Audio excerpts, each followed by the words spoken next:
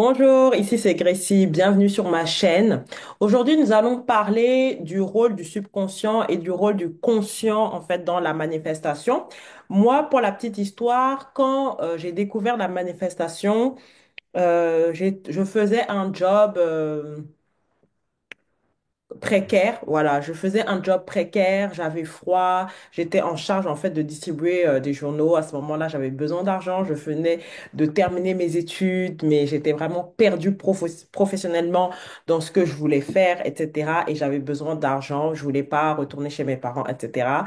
Et je me souviens précisément que j'étais dans le froid, etc. Je distribuais mes journaux et pour m'occuper, j'avais l'habitude d'écouter des petits audios, des petites prédications, ce genre de choses. Et j'étais sur YouTube, voilà, comme tu me vois aujourd'hui, et je suis tombée comme par hasard, mais ce n'est pas un hasard, sur le livre de Joseph Murphy, La puissance du subconscient. Et donc, j'ai commencé à écouter ça et notamment le témoignage en fait d'une jeune femme qui faisait du shopping tranquillement et elle avait vu un sac et elle n'avait pas les moyens de s'acheter ce sac-là et elle a imaginé en fait recevoir ce sac avec joie et le soir, son petit ami lui a acheté le sac sans qu'elle n'ait à lui demander. Il lui a dit, mais je sais pas pourquoi, j'ai vu ce sac, j'ai pensé à toi et j'ai voulu t'acheter ce sac. Et, euh, et cette histoire m'a vraiment frappée et je me suis dit, wow, ces connaissances-là, ça m'intéresse, j'ai envie d'en savoir plus. Et donc, j'ai continué d'écouter le livre et j'ai tellement appris juste en une seule écoute de ce livre audio. Et c'est là que tout a commencé pour moi. Il me semble bien que c'était en 2018 ou un petit peu avant. Et c'est là que j'ai découvert vraiment la manifestation consciente, même si je manifestais déjà, hein, mais sans savoir que ça s'appelait comme ça. Et donc aujourd'hui, dans cette vidéo, j'ai envie de parler en fait de la puissance du subconscient. Qu'est-ce que le subconscient? C'est quoi aussi le conscient? Comment est-ce qu'on fait pour naviguer entre les deux? Et voilà, je pense que cette vidéo, ça va te permettre de comprendre un petit peu le mécanisme et bah, de renforcer déjà tout ce que tu fais et ça va t'aider dans tes manifestations et ça fait toujours du bien d'avoir ce genre de rappel pour manifester encore mieux. Alors, le conscient, on peut résumer Pardon. Alors, le subconscient, on peut le résumer vraiment à une boîte magique.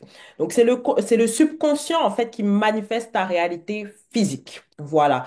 Quand tu manifestes, la première chose que tu apprends, c'est la reprogrammation du subconscient. Le subconscient contient tes croyances profondes, tes émotions, tes habitudes.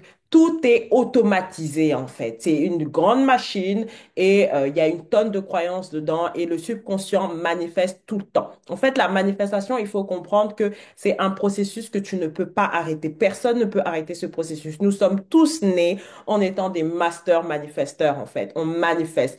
L'idée ici, c'est que quand on entre dans la dimension de la manifestation consciente, c'est de manifester ce qu'on veut et non ce qu'on ne veut pas.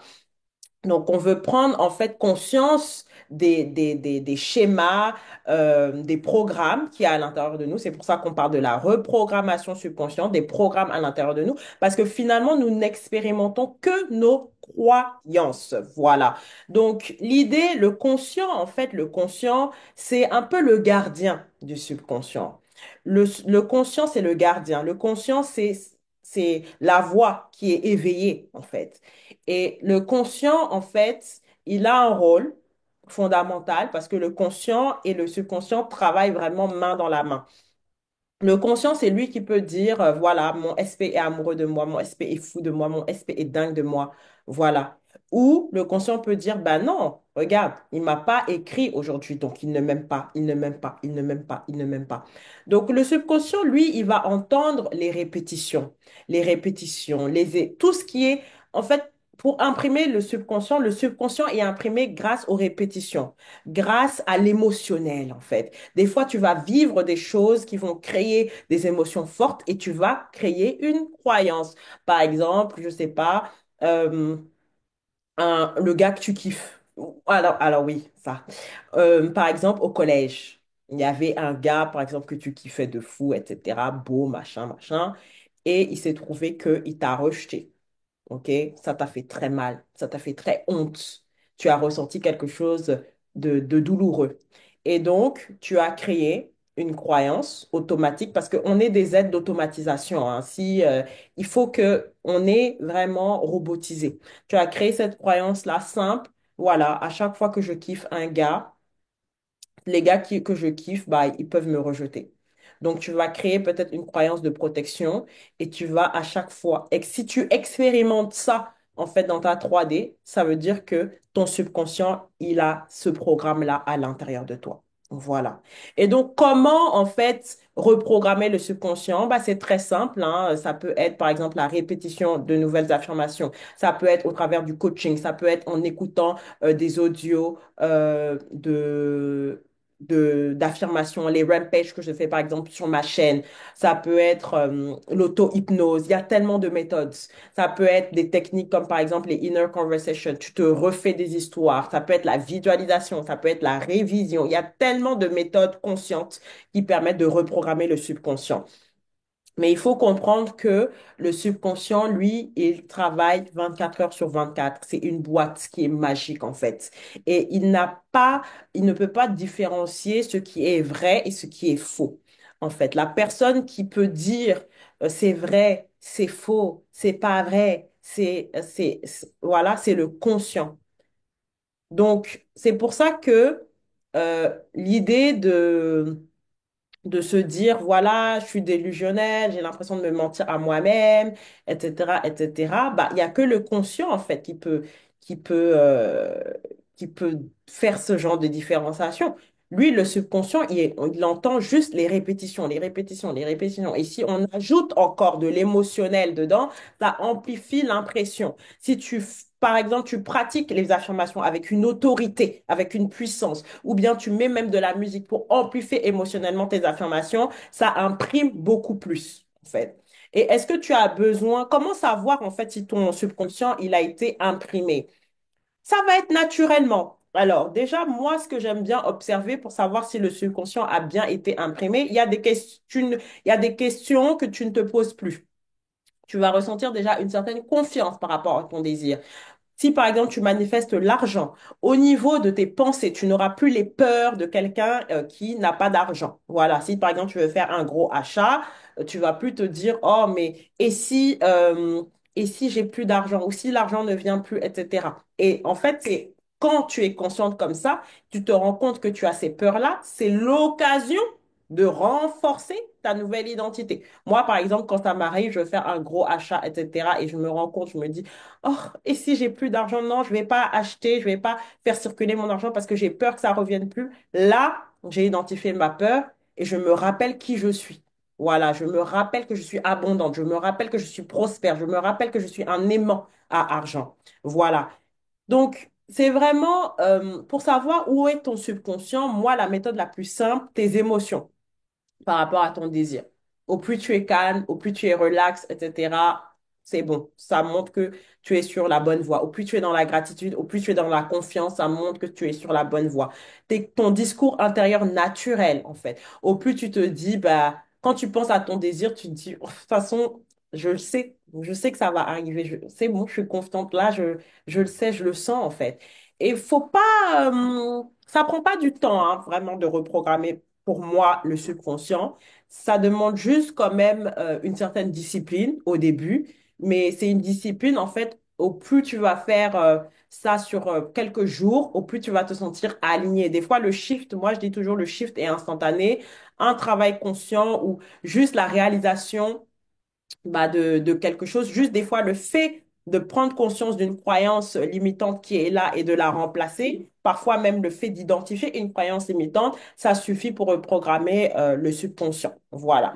Donc, pour résumer, en fait, le subconscient, c'est ça qui manifeste. Le subconscient va toujours te prouver, en fait, ce que tu crois. Voilà. C'est ça qui est très, très important, en fait. c'est quelque chose, c'est comme une imprimante qui imprime, qui imprime, qui imprime en fait tes croyances tout simplement. Le conscient est là pour aider, voilà, pour dire en fait, pour décider en fait de ce qui est vrai.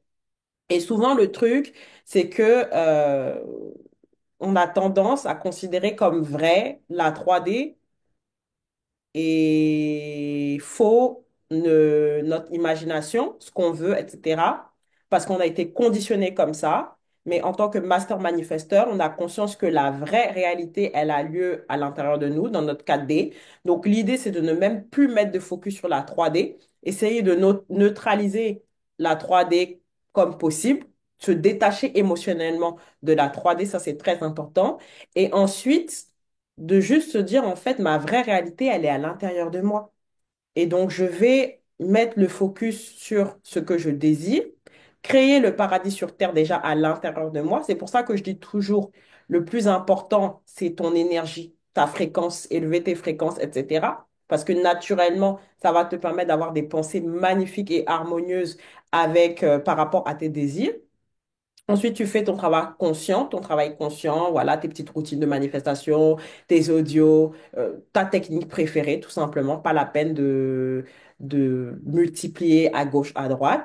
Tu es consistante, tu persistes, en fait, avec ta routine, etc. Et c'est très rapidement, hein, que tu vas voir les premiers mouvements. Voilà, moi, j'ai des clients qui me disent, voilà, j'ai écouté tes audios, etc. Et pouf! Ma 3D s'est reflétée vraiment automatiquement. L'idée après, c'est une fois que ça s'est reflété, ok, c'est bien, le subconscient a été imprimé, mais on veut persister dans la nouvelle identité. Voilà, parce que comme on est des êtres d'habitude, on peut avoir tendance à retourner dans l'ancienne identité, mais non, on veut soutenir en fait la nouvelle identité jusqu'à ce que ce soit stabilisé, que ce soit naturel et qu'on n'ait plus besoin de technique et que maintenant on se dise, ok, c'est bon, it's done. En fait, c'est vraiment mon quotidien, c'est ma 3D en fait. C'est ma 3D actuelle, c'est bon, c'est manifesté, c'est clair, c'est net. Et t'as pas peur de perdre ton désir, t'as pas, tu vois, c'est vraiment ça en fait, la reprogrammation efficace.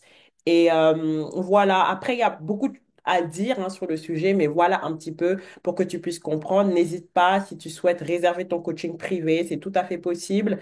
Tu as tout dans la barre d'infos. Et tu as aussi mes mentorships et mes programmes. Voilà, en tout cas, je t'embrasse et je te dis à très vite dans une autre vidéo. Bye!